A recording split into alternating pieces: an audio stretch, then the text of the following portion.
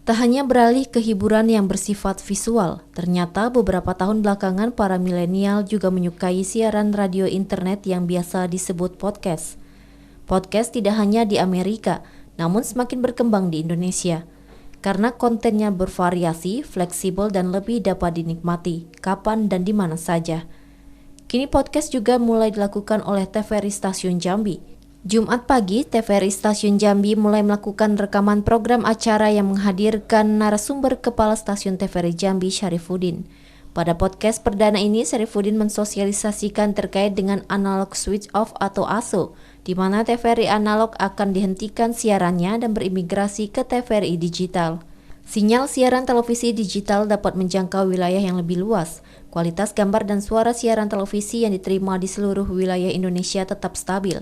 Kemudian gambar yang tampil di layar beresolusi tinggi atau high definition atau HD. Di sini tempat saya berdiri ada ruangan di ruangan podcast untuk pertama kalinya di TVRI Jambi.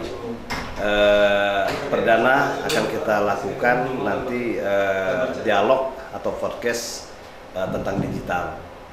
Harapan kita bahwa podcast ini akan memberikan nuansa yang lebih sederhana tapi cukup menggeliat promo atau sosialisasinya melalui medsos.